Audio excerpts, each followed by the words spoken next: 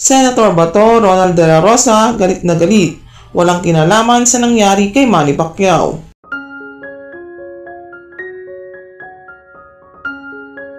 Matapos nga magsalita ng mga kapulisan na sangkot sa nangyaring pambubugbog kay Manny Pacquiao sa loob ng kulungan, pilit na pinaamin ngayon ng General ng Kapulisan kung sino ang nasa likod ng ginawang ito kay Manny Pacquiao. Ayon sa source, isang senator umano ang nag-utos sa mga ito na pahirapan si Manny dahil sa personal na galit nito. Itinuturo ito si Senator Ronald Bato ayon sa mga kapulisan. Kung hindi umano nila ito gagawin ay sila umano ang mananagot kay Senator Bato. Personal na galit umano ang dahilan ni Senator Bato kung kaya ayon sa kanila ay kinakailangan nilang gawin ito upang hindi sila mapahamak.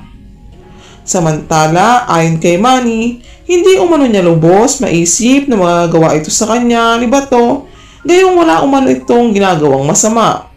Hindi umano sila magkaaway at lalong-lalo nang naging mabuti umano ang pakikisama niya dito. Hindi din niya lubos maisip na kung sino pa ang nagpapatupad ng batas ay siya din pala ang nasa likod ng karahasan. Hindi umano makatarungan ang ginawa ng mga ito sa kanya. Lahat umano ay gagawin ni Manny pagbayaran lang ni Bato ang ginawa nito sa kanya. Ngayon alam na umano ni Manny ang buong katotohanan, may narapat umano niyang ipaglaban kung ano ang tama. Dahil alam umano niya na lahat ay nasa tama ay kinalulugdan ng Diyos. Alam umano ng nasa itaas kung gaano nagpakabuti at lumaban ng patas si Manny.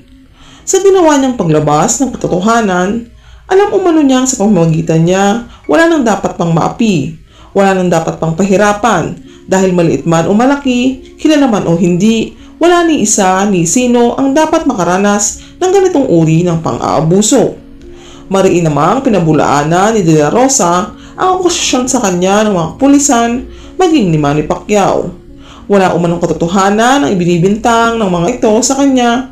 Bilang isang senator at pulis, hindi umano niya kailanman naisipang manakit ng kahit na sinong tao dahil alam umano niya ang pagiging mabuting tao ay magpapaunlad at magpapabuti sa isang tao at kailanman ay hindi niya ginagawang magsira at makasakit ng kasinumang tao.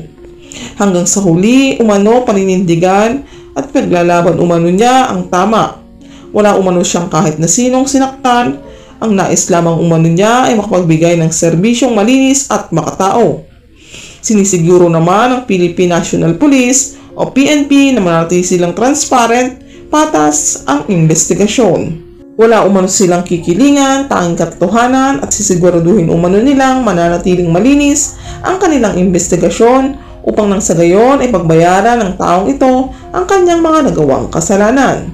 Serbisyong patas at walang kikilingan kahit sino man. Hindi umano biro ang ganitong klaseng akusasyon, ngunit sinisiguro umano ng PNP na matapos ito ng pagbabayaran ng taong utak sa nangyaring ito kay Manny Pacquiao. Samantala, umaasa naman ang publiko na gagawin ng nasa posisyon ang kanilang magagawa upang managot ang dapat managot sa nangyari kay Manny Pacquiao.